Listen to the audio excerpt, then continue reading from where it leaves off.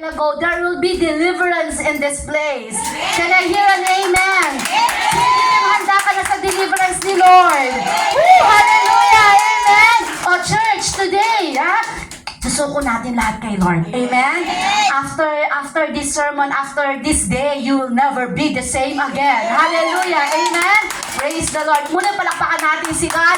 Thank you, Jesus. And bago mag-share si Bishop ng word, I would just like to leave with you this verse in Hebrews chapter 6 from verses 13 up to 14. Okay? Ito yung verse na ibibigay ko sa inyo. Ang sabi dito sa verse 13 ng Hebrews chapter 6. For when God made a promise to Abraham, He could swear by no one greater. He swore by Himself. Akalain ninyo, no? Si Lord nag-swear siya by Himself because there is no one greater than Himself. And this is what God swore. God said, surely, say it with me, surely. Once again, surely. Wow. Blessings, I will bless you. And multiplying, I will multiply you. Sa lahat na naniniwala, say amen. Come again, say amen. Ang sabi ni Lord, blessings I will bless you, multiplying I will multiply you. At ang sabi dito, pagdating natin sa Galatians chapter 3 verse 29, are you ready, church? Ang sabi dito, and if you are Christ, then you are Abraham's seed and heirs according to the promise. Hallelujah. Sino dito na kay Kristo? Say amen. Then you are Abraham's seeds. Receive your blessing. Receive your multiplication. In Jesus Christ's name. Everybody say, I receive. God bless you, church. Wow. Praise the Lord. First and foremost, I would like to thank God. Kami po ay nakarating dito dahil sa biyaya ng Panginoon. God is so good. Amen. And I want to thank God for the life of your pastora who has given us this opportunity, the platform to minister to you. Purihin po ang Panginoon. Alam niyo po, parang kulang ang pagtungo dito sa Hong Kong kapag hindi po kami nakakadaan dito po sa inyong church. So, tinitingnan po namin na pangalawang tahanan ang inyo pong ministry na pinupuntahan po namin dito sa Hong Kong. So praise God at alam ko po na marami pang gagawin ng Panginoon. The very best is yet to come. Amen? Sa highly favored World Changers Cornerstone Ministry. Ayan. So ang pangalan din po ng church namin ay medyo mahaba din po. Christ the Rock Covenant Church International. At alam nyo, may mga nilagyan namin yan ng acronym, CRCC. Kaya lang may mga nagkakamali pa rin. Pag ako ay tinawag, ang ating pong tagapagsalita, our speaker is the Bishop of CR. Nakalimutan ko anong susunod. Kasi yung iba ang nasasabi, CCRC, CCRR. So sabi, ang ating pong tagapagsalita galing sa CR.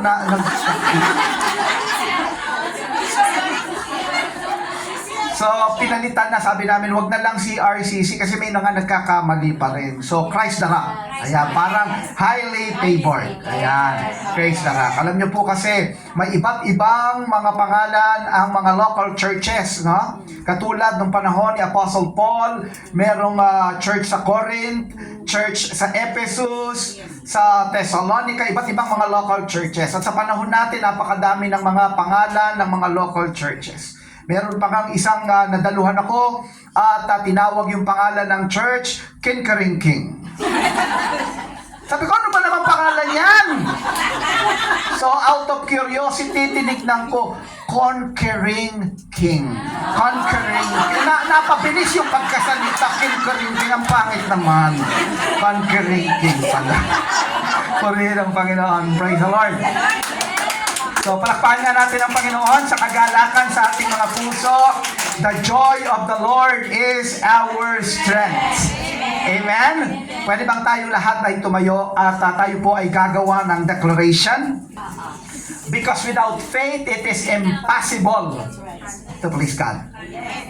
Amen. We need to learn how to visualize our faith, and not just to visualize our faith, but to verbalize our faith. At sa umagang ito, sa ating pagpapatuloy ng ating gawain, we need to verbalize our faith. At ako po ay naniniwala yung merong malakas na pananampalataya at malakas na boses, ang mga declarations na ito ay magkakaroon ng katuparan. Sige nga kapatid, i-post nga natin yung ating declaration, yung first slide natin. Okay? Are you ready? Tanungin mo nga yung katabi mo, are you ready?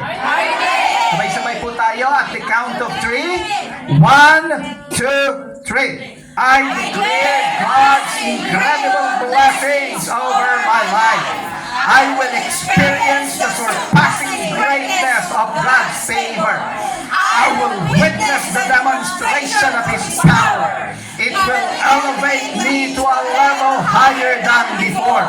I will overcome every obstacle, outlast every challenge, and live a life of victory. I am more than a conqueror. Next, please. I declare that God will open up supernatural doors for me. God will accelerate His plan for my life. He will do exceedingly, abundantly, above all that I ask or imagine. I am well able. I am equipped. I am empowered. I will experience the double portion of God's anointing. These are all my declarations in Jesus Christ's name. Amen! Hallelujah! Bago ka umupo, pwede mo bang sabihan, deklarahan ng tatlong tao, you are a champion.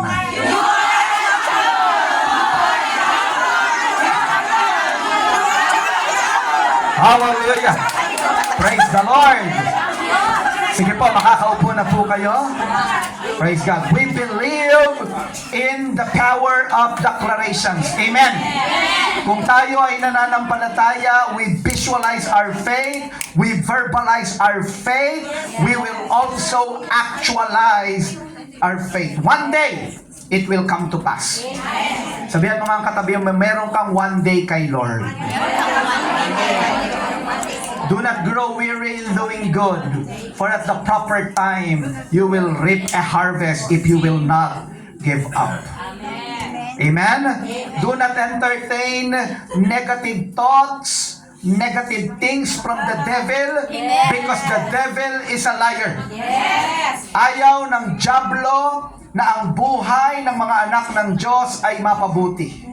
Dahil pag napabuti ang mga buhay natin, magagamit tayo ng Panginoon to the maximum level, magiging witnesses tayo, magsiset tayo ng good example because we are the light of the world and the salt of the earth. Amen!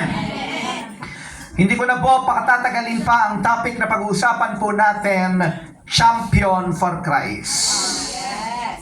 Sabihan mo ka ang iyong katabi, you are a champion for Christ. Because our God is the champion. Alam niyo po, hindi ko alam kung sino sa inyo ang pamilyar sa mga breeders. May mga nagbe-breed ng iba't ibang mga animals. May mga breeders ng mga imported dogs. May mga breeders ng mga horses. Alam niyo po ba, pag may pinapanganak na puppy, na aso, may pinapanganak na kabayo, yan kaagad ay kinukonsider na champion. Kapapanganak pa lang, champion na. Bakit? Because of the breed. Because of the bloodline. Kapag yung puppy na yan, galing siya sa bloodline ng mga champions, ang tingin kaagad dyan, champion. Yung kabayo na ipinanganak, kapag yan ay galing sa bloodline ng mga champions, kapapanganak pa lang, wala pang ginagawa, champion na.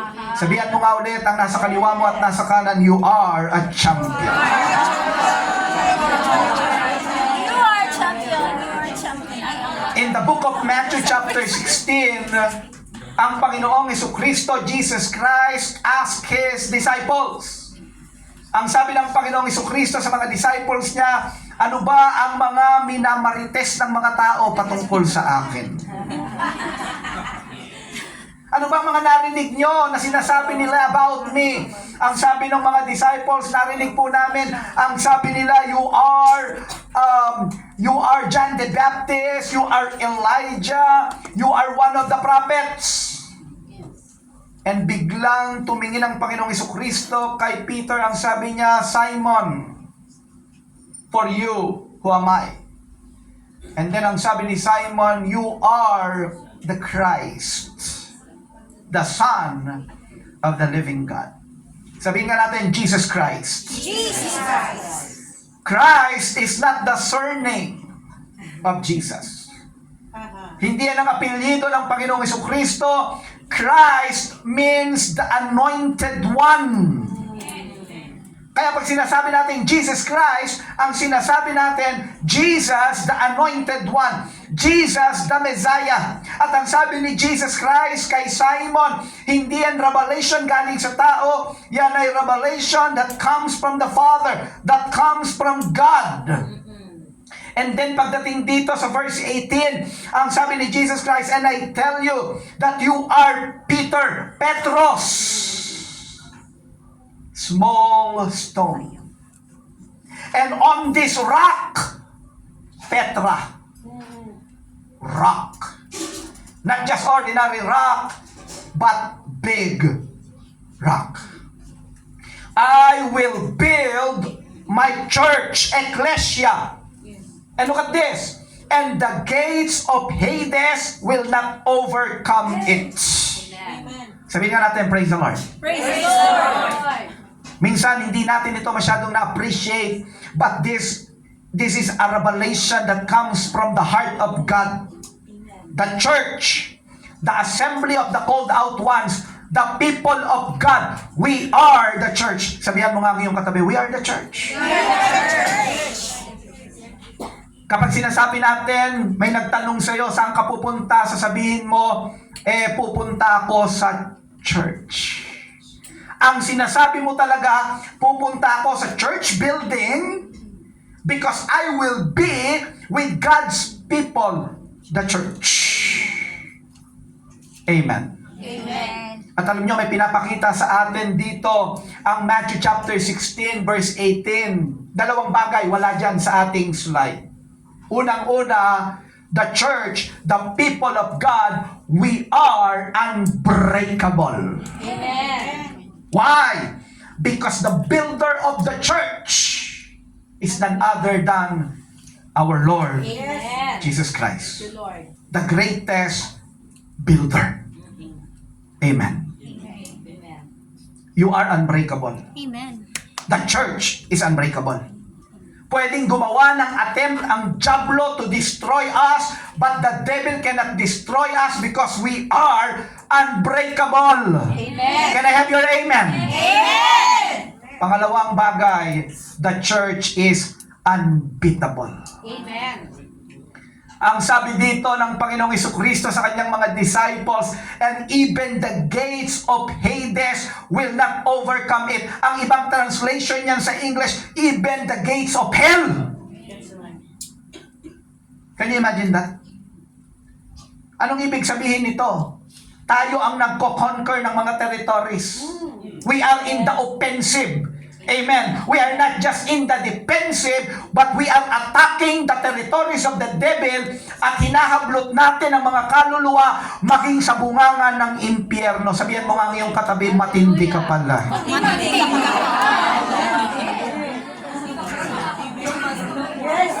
The church is unbreakable. Amen. And the church is unbeatable. Ang sabi ni Jesus Christ, even the gates of Hades cannot overcome the church. Amen.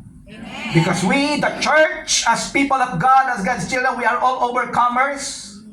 We are more than conquerors in Christ. Sabihan mo nga ngayong katabi, mayroong conviction ang gagaling sa puso mo. Sabihan mo siya, you are a champion. You are a champion. At sa umagang ito, meron lamang pong 5 bagay, very, very quick, na nais kong ibahagi sa inyo na napakahalaga na makita at maranasan ng mga anak ng Diyos ng mga champion. If you want to be a champion for Christ, 5 things that you need to remember at dapat nararanasan natin sa mga buhay natin. At gagamitin ko yung acrostic na CHAMP. Ano itong 5 bagay na ito? Number 1 is compassion. If you are a champion for Christ, you need to operate in compassion. Compassion appears approximately 145 times in the Bible. Ang ibig sabihin, napakahalaga nito. Na dapat tayo na mga champion for Christ, sons and daughters of the kingdom, end time warriors. Sino dito naniniwala we are in the end time? Amen.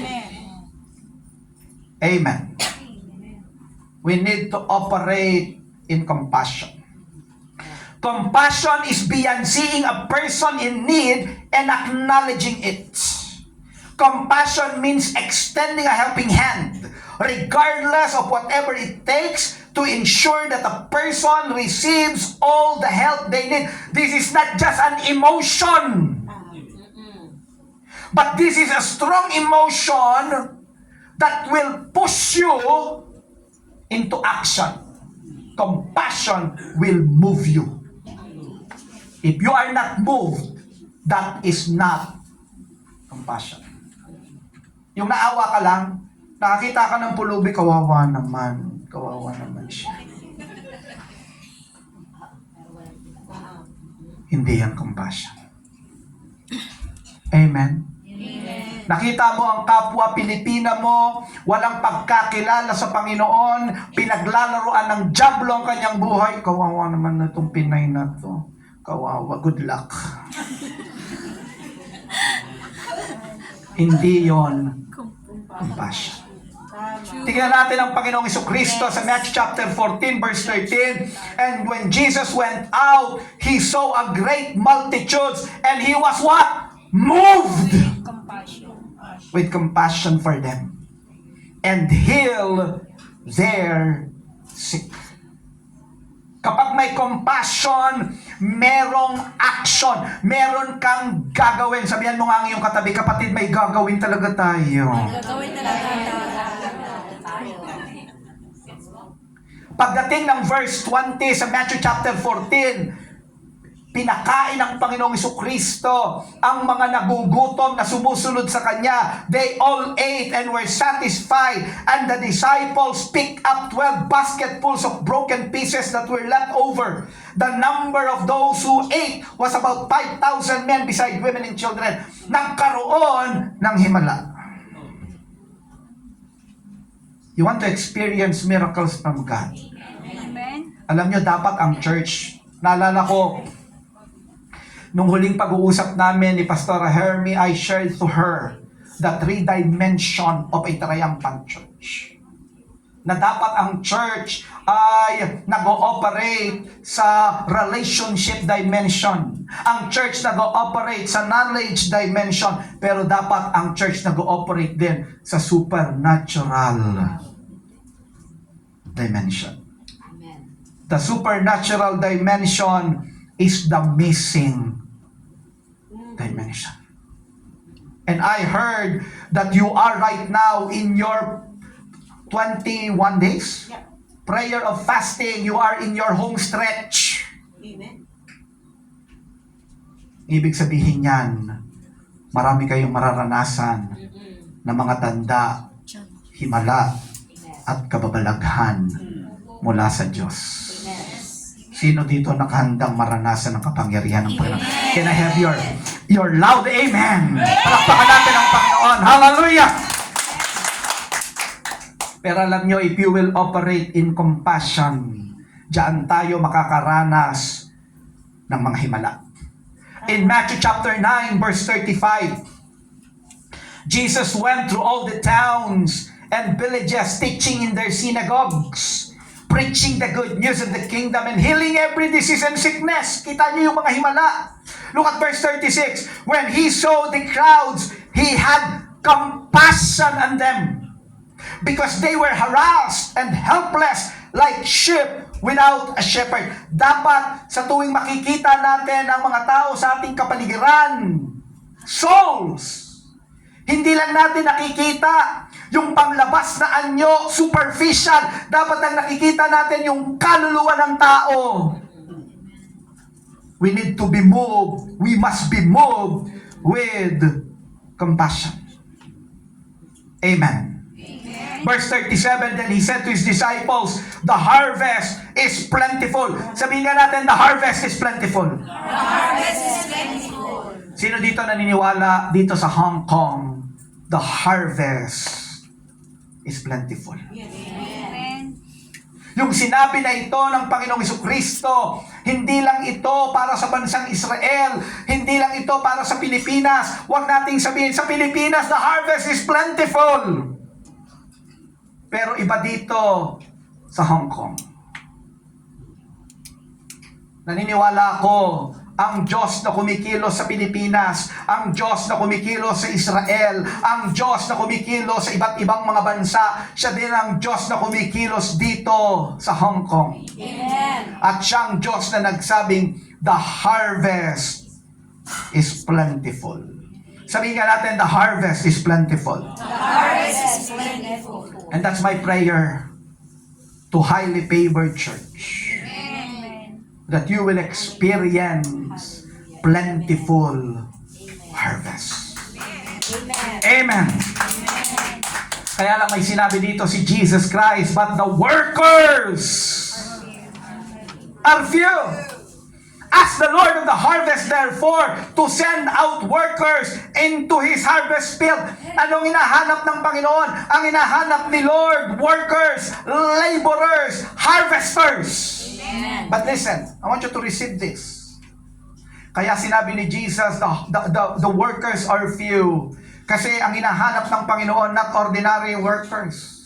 Not ordinary harvesters, laborers. Ang hinahanap ng Panginoon, workers that are compassionate. Amen.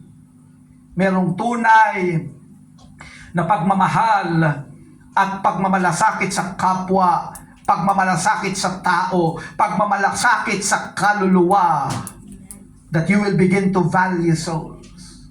Na gaano ba kahalaga ang kaluluwa? Ang sabi ni Jesus, what will profit a man if he gains the whole world, yet forfeit his soul? Hindi maikukumpara ang value ng kaluluwa sa kayamanan ng mundong ito. Kahit ikaw na ang pinakamayaman, nagmamayari ng buong mundong ito, grabe yun ha? Ikaw na ang nagmamayari ng mundo. Pero kung mapapahamak ang iyong kaluluwa, baliwala. Ang ating Panginoong Jesucristo, nag-operate siya sa compassion. The heart of our Lord Jesus Christ, the greatest soul winner ever, overflowed with compassion for the lost. Ano yung gagawin ng compassion pag tayo, mga anak ng Diyos, nag-operate tayo sa compassion? Compassion is the essence of living beyond self. If you will operate in compassion, you will begin to operate beyond your needs, beyond your agendas. Sino dito? Nandito ka ngayon, marami kang pangangailangan. At dahil ang tao ay napakaraming mga pangangailangan ng sarili mong pamilya, pangangailangan ng pamilya mo sa Pilipinas, maaaring dyan na lang iikot ang mundo mo. Hindi ka makakapag-operate sa compassion. You will not experience the demonstration of God's power. But the moment you operate in compassion, you will operate beyond yourself. The sustenance of the soul that allows us to become bigger. Ganyan pala ang ginagawa ng compassion. Ang ginagawa ng compassion, if your church, highly favored church, will operate in compassion, your church will become bigger. Amen. To accommodate others, to accommodate the multitudes. Amen. Pero pag hindi ka nag-ooperate sa compassion, ang iisipin mo lang, ay yung mga personal mong pangangailangan. Yes. To grow into the fullness of our God-given nature, compassion flows from the very nature of God.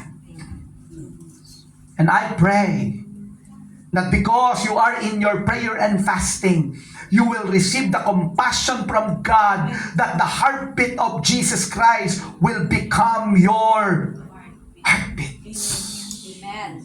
Na every time you see people, hindi nyo lang sila makikita as a goal.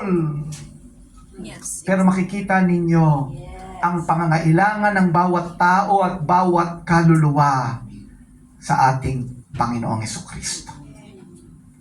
Alam nyo, every time I read the word compassion, may dalawang nakikita akong salita sa word na compassion. The first word is the word compass.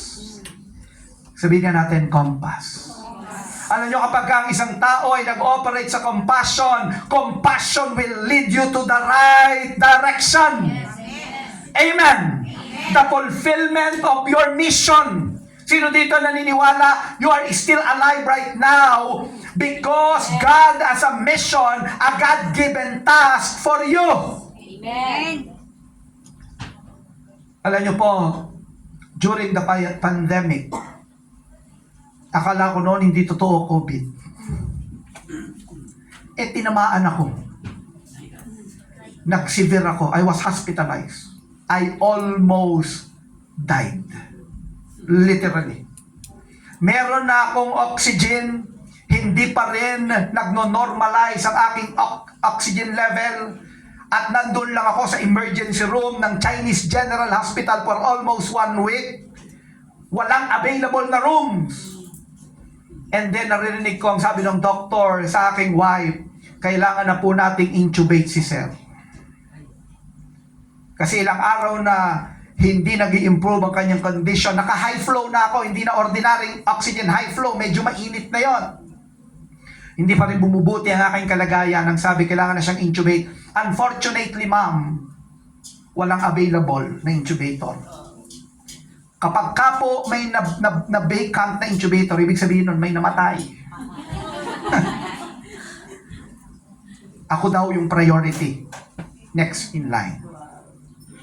And nung narinig ko yon, nung gabing yon, ang sabi ko kay Pastor Racel, tinitignan ko ang asawa ko, napakaganda.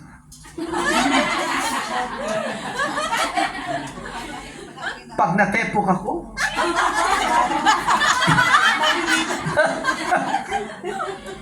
so sabi ko, mahal. Let us worship God. Sinasabihan ako ng mga nurses, ng doctor, sir, mag-ano kayo, deep breathing exercise para lumakas yung inyong lungs. Ang problema, hihinga lang ako ng konti. I will begin to cut. Walang tigil, parang walang break. And then I will vomit. Sabi ko, hindi ko kayang mag-deep breathing. Anong gagawin ko? Nandun ako sa point ng helplessness. Not hopeless, but helpless. Not hopeless because I believe that my God is in control. Hindi ako makakain ng solid food. Pag mumuya ako, mabigla na akong hihingalin. Hindi ako makapunta ng comfort room. Nandun lang ako sa aking bed. Sabi ko nga, magsisiyar ako. For the very first time, kinakabitan ako ng diaper. Tumutuloy yung luha.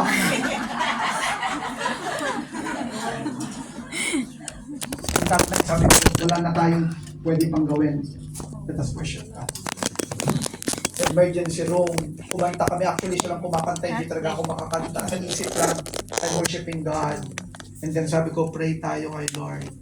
After the prayer, paghinga ko,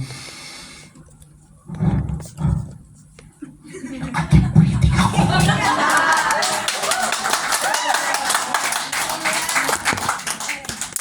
Sabi ko dun sa anak ko, dalhin mo nga yung mga pagkain dito. Inubos ko yung pagkain, hindi ako hininga. Bubuhayin pa pala ako ni Lord para makabalik ng Hong Kong. meron tayong mission kay Lord. Amen. Amen. Huwag natin sayangin ang bawat sandali na ibinigay sa atin ni Lord so that we will be able to fulfill our God-given task. And I want to say this to you, mga kapatid sa Panginoon, you are a missionary. Another word, kapag nakikita ko ang salitang compassion, is the word passion.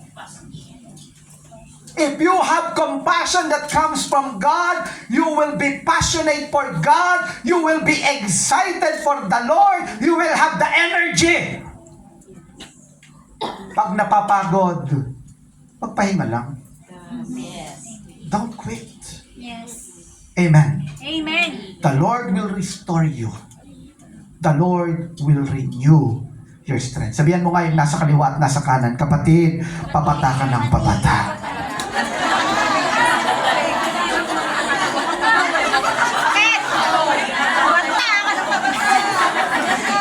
Paupig ka ng paupig.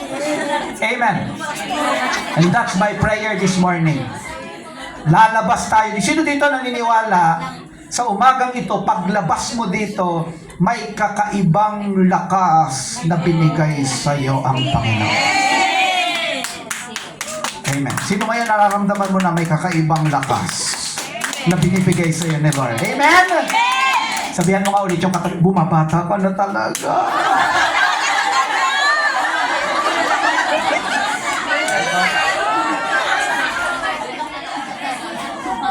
Parang nag-ibang mga itsura natin.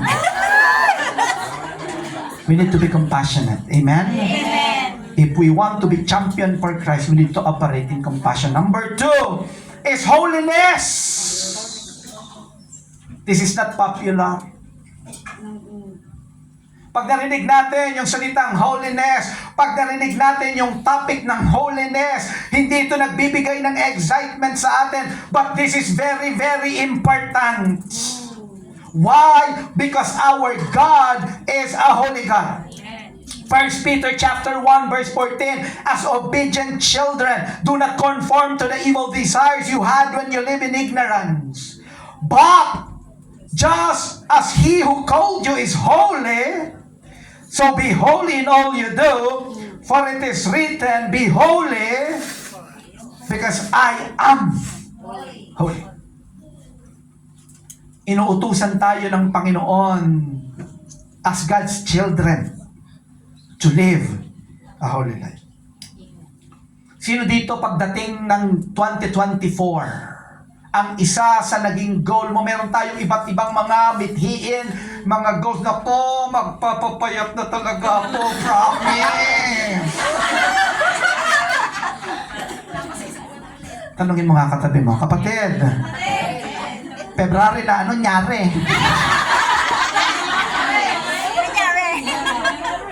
Mag-iipon na ako, ang dami-dami natin, mga goals. Pero sino dito naging goal mo pagpasok ng 2024? I want to live a holy life. Because if we want to be champion for Christ, if we want to be used by God to the maximum level, kung po pwede sana ito ay i-overtake natin, wag na lang to. Kaya lang hindi po pwede. Ang sabi ng 2 Timothy chapter 2, verse 20, now in a large house, there are not only gold and silver vessels, but also vessels of wood and of earthenware, and some to honor and some to dishonor. Look at verse 21. Therefore, if a man cleanses himself from these things, he will be a vessel for honor, sanctified. Sabihin nga natin, sanctified. Sanctified. Useful to the master. Prepare for every good work. If we want to be used by God, we need to live a holy life. We need to be sanctified. Alam niyo ang isang word ng holy, ang ibig sabihin ng holy, hagios, ang ibig sabihin, set apart. Set apart. Nung bata ako, palagi akong pinapakain ng aking mami ng ampalaya kong karne. Nung bata. Kami po ay 4 siblings. I'm the eldest sa 4 na magkakapatid. Ang gagawin ko, ihihiwalay ko yung ampalaya at yung karne. Yung ampalaya, kakainin niya ng mga kapatid ko. Ang karne, hulaan niyo kung para kanino? Para sa akin. Ang tawag sa ampalaya, set aside.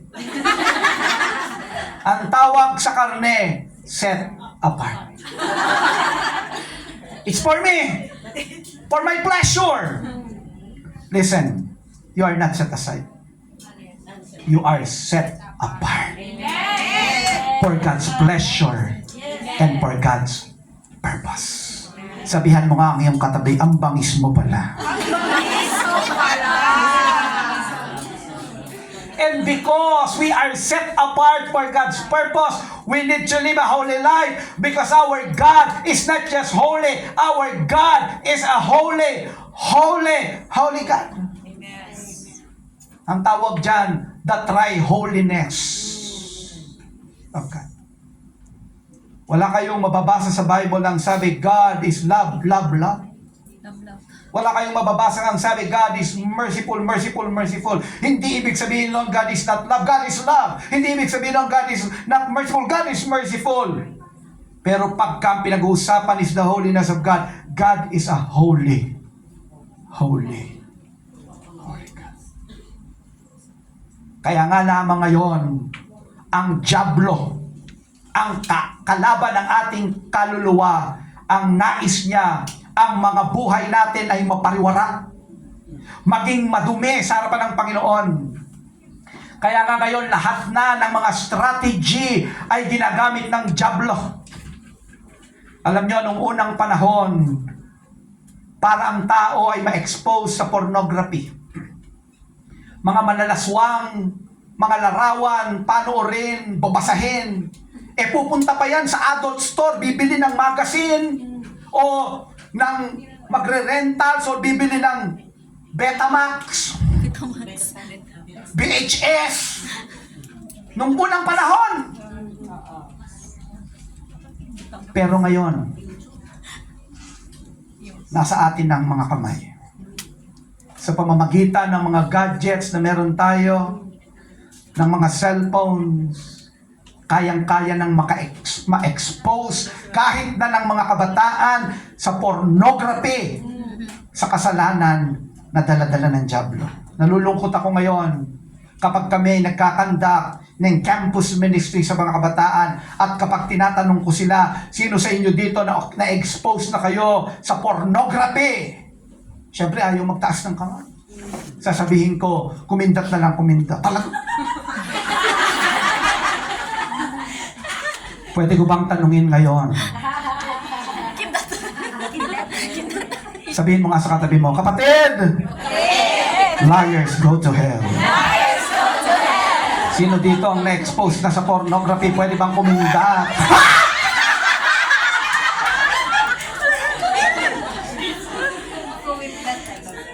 Sabihan mo nga siya, we need to live a holy life. Amen. Alam niyo, ang biyaya ng Panginoon, if you are a child of God, you already made Jesus Christ your Lord and Savior. Nanampalataya ka na kay Jesus Christ. Ang sabi niyang John 1:12, yet all who receive Him, to those who believe in His name, He gave the right to become children of God. Verse 13, children born not of natural descent, nor of human decision or husband's will, but born of God. Kung ikaw ay anak ng Diyos, ang biyaya ng Panginoon ay available sa iyo. At ang kapangyarihan ng Holy Spirit. Kung sarili lang natin, hindi natin kakayanin. Napakaraming mga tao nahuhooked sa pornography, nahuhooked sa iba't ibang uri ng mga kasalanan. Yan ay nagiging entry point ng dyablo. Sabihin nga natin, entry point. Entry point. Yan ang entry point ng dyablo sa buhay ng mga tao. Sino dito naniniwala na ang sabi ng Bible, tayo ay temple? Ang katawan lupa natin, tahanan nito eh. Amen. Kaya nga ang sabi ng salita ng Diyos, do not be angry. You can be angry but do not sin. Huwag mong palulubugin ang araw na ikaw ay galit. Don't give the devil a foothold. Yes. Sabihin nga natin, foothold. Foothold. Alam niyo, yung salitang Greek ng foothold is topos. Nang ibig sabihin, room, place of residence. Kaya pala alam niyo, ang diablo, yan ang gusto. Tinitignan sino dito yung pwedeng pasukin ko ang kanyang buhay para sirain ko ang buhay niya. Alam niyo ba, maging si God, the Lord, respect entry point. Ang sabi ng Book of Revelation chapter 3 verse 20, ang sabi ni Jesus, "Here I am, I stand at the door and knock. If anyone hears my voice and opens the door, I will come in and be with him, eat with him, and he with me." Sabi nga natin entry point. Sa tuwing tayo ay gumagawa ng kasalanan, na i-involve sa kasalanan at patuloy na nagkakasala, nagiging entry point sa buhay natin ito para makapasok ang diablo at patuloy na wasakin ang mga buhay natin. The devil, the thief, comes to steal, to kill, and to destroy. Seryoso ang usapan ito. Ang diablo ay naparito upang magnakaw, pumatay, magwasak. The devil! Alam niyo, hindi lang siya yung magnanakaw eh. Hindi lang siya thief, robber siya. At hindi lang siya robber, murderer siya. Alam niyo, may mga magnanakaw, ang layunin lang, pag magnakaw lang, yun lang. Pero ang devil iba, nanakawan ka na, papatayin ka pa, wawasakin ka pa. Kaya ang kanyang pangalan sa Book of Revelation, Apollyon sa Greek, Abaddon sa Hebrew, nang ibig sabihin, destroyer. Kaya huwag kayong magtataka kung napakaraming mga buhay, maging dito sa Hong Kong, buhay ng mga kapwa natin, mga Pilipino, mga Pilipina, nasisira because of Abaddon, because of Apollyon, because of the thief, because of the murderer, because of the destroyer. Ang naging problem, nagkaroon ng open door, entry point. Sino dito nais mong makalaya sa oppression ng enemy? Can I hear your amen? Amen. Our deliverer is none other than our Lord Jesus Christ. That is why kailangan natin ang number 3, anointing. Sabihin na natin, anointing. Anointing. Kailangan natin hindi lang kakayanan, kailangan nating maranasan ang kapangyarihan. Ang kailangan natin hindi lang galing, ang kailangan natin anointing. Amen. Amen. Alam niyo, noong unang panahon, ang anointing, ito ay ang pagbubuhos ng langis. Yan ay superficial. Yan yung outward appearance. Pero yung pagbubuhos ng langis na yan ay ang pagbuhos ng Holy Spirit. Dahil ang anointing ang may kakayanan na wasakin ang gawa ng diablo. Isaiah chapter 10 verse 27. "And it shall come to pass in that day that his burden shall be taken away from off thy shoulder, and his yoke from off thy neck, and the yoke shall be destroyed because of the anointing." Alam niyo yung yoke sa Tagalog, pamatok. Ito yung kabigatan, yung burden. At ang nire-represent niya na yung kasalanan, ang nire-represent niya na yung pagkaalipin mula sa diablo, at ang nagwawasak daw ng yoke ay hindi yung talino natin, hindi yung galing natin. Ang nagwawasak ng yoke ay anointing. Amen. At sino ang nagbibigay ng anointing? God. Sino ang binibigyan ng anointing? God's children. At alam nyo ba na ang anointing yan ay kumakapal? Yan ay nagla-level up. Kaya nga nung tinanong ni Elijah, si Elisha, nung gusto mo, ang sabi ni Elisha, not just single anointing. Double portion of anointing. Sino dito naniniwala, nag-i-involve kayo ngayon sa prayer and fasting, kumakapal ang inyong anointing? Amen. Kaya alam nyo, nung nalaman ko yon, And when we enter this sanctuary, ang sabi ko kay Pastor Russell, may gagawing matindi si Lord. Sino dito nananampalataya? Can I hear your amen? Palakpakan natin ang Panginoon. Hallelujah!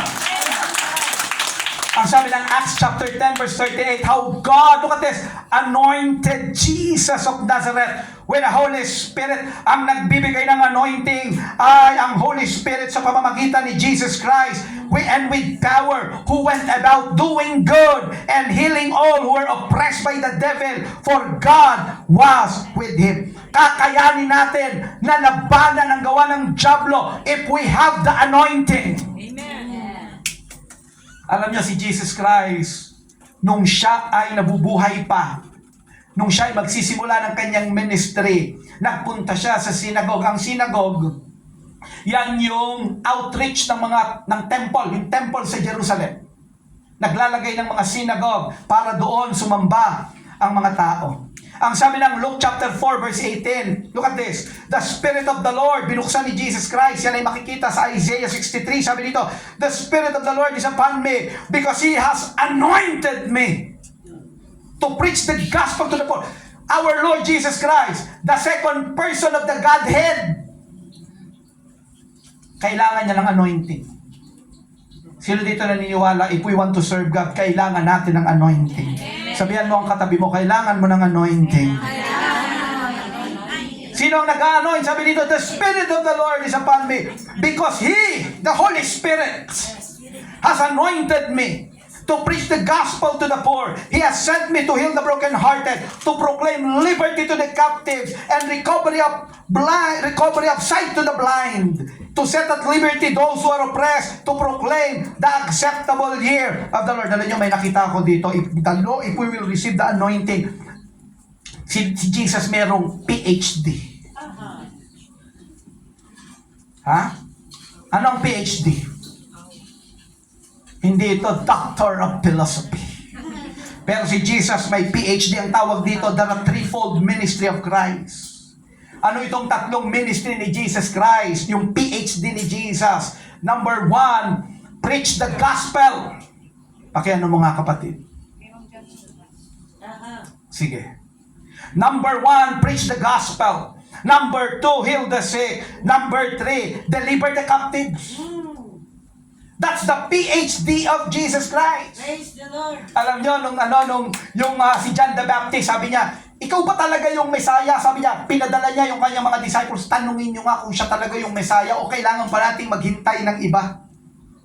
Nung nagpunta yung mga disciples, si John the Baptist kay Jesus Christ, sa Luke chapter 7 verse 21, look at verse 21, at that very time, Jesus cured many who had diseases, sicknesses, and evil spirits, and gave sight to many who were blind. Verse 22, so he replied to the messengers of John the Baptist, go back and report to John what you have seen and heard. The blind receive sight, the lame walk, those who have leprosy are cured, the deaf hear, the dead are raised, and the good news is preached to the poor. PhD. Preach the gospel. Heal the sick. Deliver the oppressed, the captives. That's the threefold ministry of our Lord Jesus Christ. At para magawa yan ni Jesus Christ, kailangan niya ng anointing.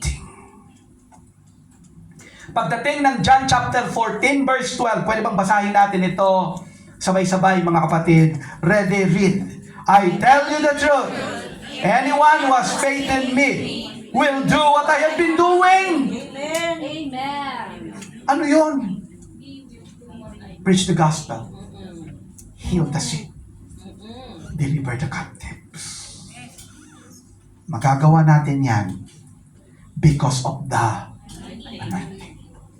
Dapat ang ministry natin accompanied by signs, miracles, and wonders. Can I hear your amen? Amen. Ito pa, ang sabi pa niya dito, He will do even greater things than this. Higit pa ang kakayanin mong gawin. Why? Ang sabi ni Jesus, because I am going to the Father. So what? Ano ngayon kung si Jesus Christ ay mag-ascend na sa heaven? He will go to the Father. Look at verse 16. And I will ask the Father, and He will give you another counselor, or another advocate, or another helper, Parakletos. Another counselor.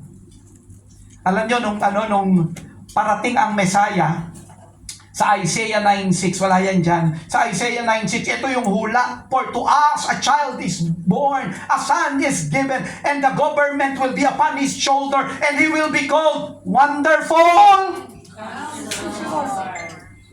Ang Wonderful Counselor si Jesus Christ. Pero dahil aakyat na siya sa langit, ang sabi niya sa kanyang mga disciple, and the Father will give you another.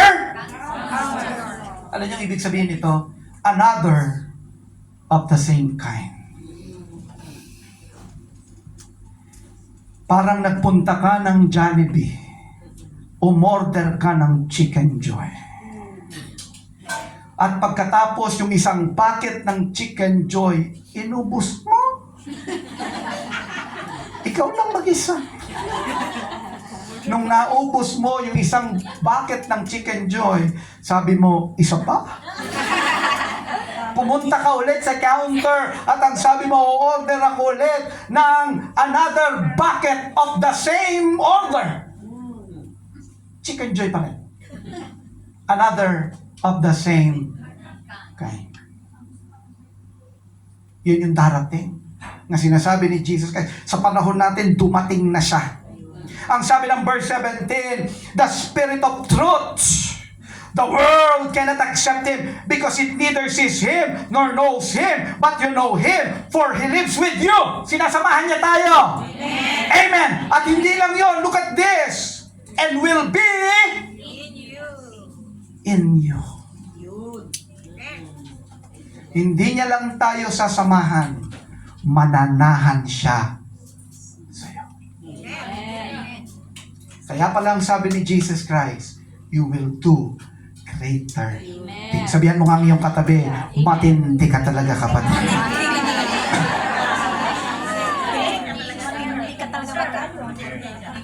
Sino dito excited maranasan ang anointing?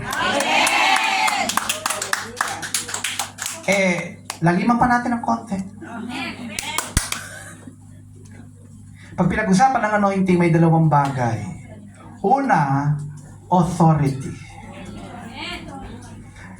Wala yan dyan. Ito yung sabi ni Jesus Christ sa Matthew chapter 28 verse 18. All authority in heaven and on earth has been given to me. Kaya pagdating ng verse 19, ang sabi niya, therefore, go and make disciples of all nations. Pero sa verse 18, ang sabi ni Jesus Christ, all authority. Pag binasa niyo yung sa ibang translation, ang ginamit all power. Pero ang ginamit dyan na Greek word, alam ko may mga nag-Bible school dito. Ang ginamit dyan na Greek word is the word exousia. Authority. Ang nagbibigay ng authority, si Jesus Christ. Ang sabi niya, all authority in heaven and on earth has been given to me. Therefore, go and make disciples of all nations. Sabihan mo nga ang katabi mo, you are authorized. Una is authority, pangalawa, power. Ang sabi ni Jesus sa Acts 1:8, you shall receive power. And the Greek word is dunamis. Not exousia, but dunamis. The Holy Spirit will come upon you. You shall receive power when the Holy Spirit comes upon you. And you will be my witnesses in Jerusalem, all Judea, Samaria, ends of the earth. Alam niyo, meron tayo authority, exousia, and power. Dunamis. Anong pinagkaiba? Yung pulis, naka-uniform, may tsapa, kita mo kaagad yung kanyang authority. Amen. Amen. Yung mga mandurukot sa sentral, pag nakitang dumaan yung pulis Wala pang ginagawa yung pulis. Tug-tug-tug-tug, kinakabahan na. Bakit? Nakita niya yung man in authority. Kaya lang merong nagwawala, ayaw kumilala sa authority, gagamitan niya ng pulis ng kanyang power. Ang diablo, marirecognize kaagad ang Kristiyanong authorized. Kaya kung matigas pa rin ang ulo ng diablo, gagamitin natin ang power. Amen. 1 month ago, may lumapit sa amin, member ng church. Pagpasok niya ng church, nakangiwi. Naobserbahan lang namin, malaki yung problema nitong kapatid na ito kasi palagi siyang nakasmile, palagi siyang makwento. Pero that time, anyway lang. And then, ang sabi ng anak niya, Bishop, pagpapapray po si nanay. Pagkatapos ng, okay, sige. To make the long story short, nagpapray yung kanyang mother, pinagpray ni Pastora. Kasi sabi, ang sakit po talaga, gumuguhit yung sakit ng ulo ko hanggang dito sa mukha. Pagkatapos pag kumain ako ng konti, talagang ang sakit ng aking sikmura, parang kinakabang ang sakit, di ako makakain. Ilang araw na daw. Pinagpray ni Pastora Sel. Pag-pray ni Pastora Sel, habang pinagpe-pray niya, biglang, tumawa. Nung tinanong ni Pastora, sino ka? Mangkukulam. Nasaan ka? Nasa Hong Kong. Hindi Hong Kong. London. Nasa London. Kaano mo to? Classmate ko to eh. Nainggit ako dito. Ano ginagawa mo dyan? Papatayin ko to. Yung ibang mangkukulam, ang sasabihin ng, papahirapan ko to. Ito, papatayin ko talaga to. Sabi ko sa kanya, mahagbagin ang Diyos. God is gracious. Bibigyan kita ng chance. Magsisi ka. Humingi ka ng tawad dito sa kapatid na ito. At tanggapin mo si Jesus Christ as Lord and Savior. Okay ba sa iyo? Hindi! Papatayin ko talaga to. Papatayin ko. Sinabi ko sa iyo. Last chance. Sabi ko. Because God is gracious. Magsisi ka na. Hindi! Papatayin ka talaga to. Okay, sige. I will allow you to experience the power of God. Biglang sabi ko, hagupitin yan! Wah! Mga ganun na siya. Walang humawak sa kanya. Nakaupo lang. Sabi ko, stop. Tatanggapin mo na si Jesus? Oo. O sige, sumunod ka sa prayer. Pinasunod sa prayer. Pinatanggap. Humingi ka na ng tawad. Humingi ng tawad. Sabi ko, simula ngayon, sabi ko dun sa mga kukulang, a-attend ka na ng Christian Church. Opo. Magpapadala ka ng tithes dito. Opo, hindi ko na po sinabi yun.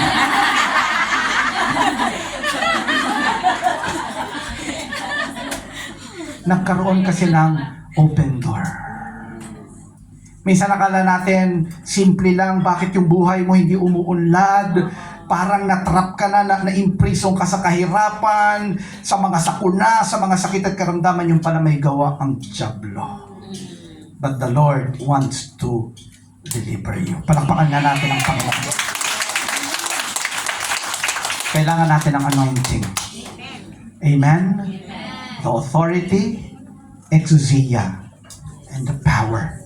Dunamis power. Sabi ng Matthew 3:11, ang sabi ni John the Baptist, I baptize you with water for repentance, but after me will come one who is more powerful than I, whose sandals I am not fit to carry. He will baptize you with the Holy Spirit and with fire.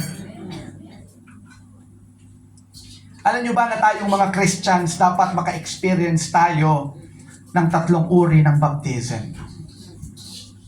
Ang unang baptism is baptism into Christ, baptism into the body. Na ang isang tao, pag siya ay nanampalataya, tinanggap niya si Jesus Christ as Lord and Savior, siya ay binaptize by the Holy Spirit. Ang nagbaptize sa kanya, Holy Spirit. Baptism by the Holy Spirit into Christ, into the body.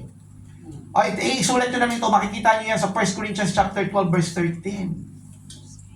Makikita nyo yan sa Galatians chapter 3 verse 27. Baptism into Christ, baptism into the body. Ang ibig sabihin ng ang isang tao, nung siya ay nanampalataya, nabaptize na kagad siya. Kaya nga ang isang Kristiyano dapat bahagi ka ng isang local church because you are baptized in the body. Amen. Amen. Sabihan mo nga ang katabi mo, kapatid, mabuti na lang nandito ka. Ang pangalawang baptism ay baptism in water. It's a step of obedience. Amen. Pero may pangalawang baptism. Ang pangatlong baptism, baptism in the Holy Spirit. Ito yung sinasabi ng Matthew chapter 3 verse 11. He will baptize you with the Holy Spirit, or He will baptize you in the Holy Spirit. Yan din yung sinasabi sa Acts 1:8. You shall receive power when the Holy Spirit comes upon you. At ang manifestation niyan ay during the Pentecost. When the disciple received the baptism, the infilling of the Holy Spirit, their lives never been the same again. They turned the world upside down.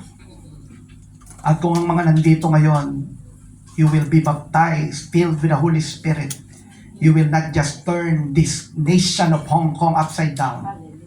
You will turn the world upside down. Lahat ng nananampalataya, sumigaw ng Amen. Amen. Bibilisan ko na number 4, multiplication. Champion for Christ needs to experience multiplication. Kanina may binanggit si Pastor Racel sa Book of Hebrews. Babasahin ko ang original text niyan sa Genesis chapter 22 verse 17. When God asked Abraham to offer his son, his one and only son, whom he loved, Isaac. Alam niyo, ginawa ni Abraham, walang walang pag-aalinlangan, in-offer niya si Isaac. Ang sabi ng verse 17, blessing I will bless you, and multiplying I will multiply your descendants as the stars of the heaven and as the sun which is on the seashore, and your descendants shall possess the gate of their enemies. Sabihin nga natin, multiplication. Alam niyo, dapat ang church nag-grow sa tatlong bagay. Number 1 is spiritually. Number 2, numerically. And number 3, geographically. Sabihin nga natin, multiplication. I pray that the anointing of multiplication will be upon your church, upon each and every one of you. Can I hear your amen? Ano nga tayo dito, kapatid? Acts chapter 12 verse 24. Ang sabi dito, but the word of God grew and multiplied. Ang pinakahuli, number 5, personal discipline. If you want to be champion for Christ, you need to have the compassion, you need to have the holiness, you need to have the anointing, and you need to have the multiplication and the personal discipline. Kailangan matutunan natin, mga anak ng Diyos, to crucify the flesh. Kaya sabi ni Apostle Paul, I have been crucified with Christ. Galatians 2:20, I have been crucified with Christ, and I no longer live, but Christ lives in me. And the life I live in the body, I live by faith on the Son of God who loved me and gave Himself for me. Alam niyo ang ibig sabihin, crucifying the flesh? It means disciplining the flesh. 2 Timothy 1:7, for God has not given us a spirit of fear and timidity, but of power, love, and self. Si Pastor Racel yung model dyan. Galatians chapter 5 verse 24, last verse. Now those who belong to Christ Jesus have crucified the flesh with its passion and desire. Alam niyo, isa sa naging ministry ng church namin after the pandemic, nagkaroon kami ng ministry of deliverance. We experience signs, miracles, and wonders from God.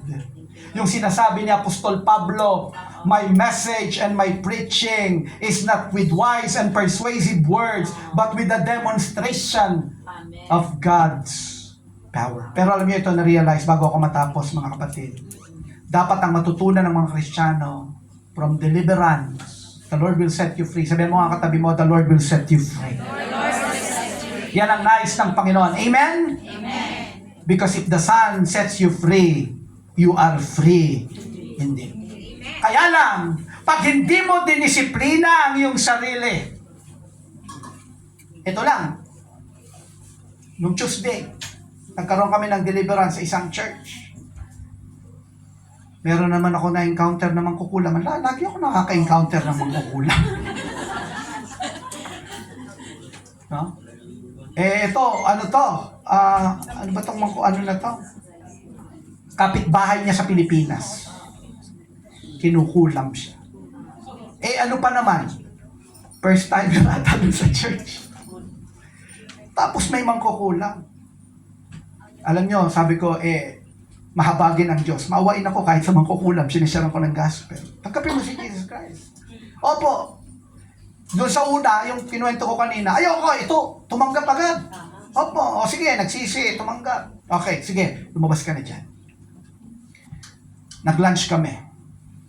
Pagbalik namin after lunch, meron namang ibang nag-pray sa kanya.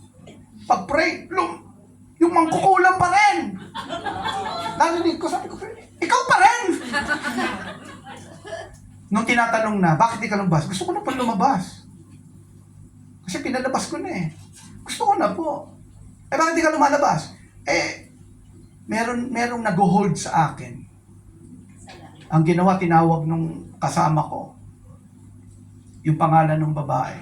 Di, ano nangyayari? Hindi niya alam ko ano nangyayari. Kilala mo ba si ano? Hindi niya naman kilala yung pangalan ng mga Rachel. Kapitbahay ko yun.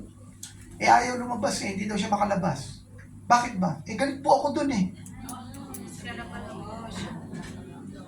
Hindi na makalabas kasi merong unforgiveness. Paano po chinismis ako ng chinismis? Inutangan na ako niyan, 150,000, nung sinisingil ko, chinismis pa ako. Nabayaran ka pa, nabayaran ko, pero galit ako dyan, sinil ko, patawarin mo na. Talagang nanggigigil siya. Opo. Napakahalaga yung entry point. Masettle. Baka may mga nandito ngayon, may entry point. Hindi mo alam kung ano-anong nilagay ng diablo, mga sumpa sa buhay mo kasi nagkaroon ng entry point. But are you willing to ask for God's forgiveness? Magpalinis kay Lord. Patawarin ang mga dapat patawarin. Amen. Not for their sake, but for your sake. Amen. Kasi ang nais ng Panginoon, for you to be holy.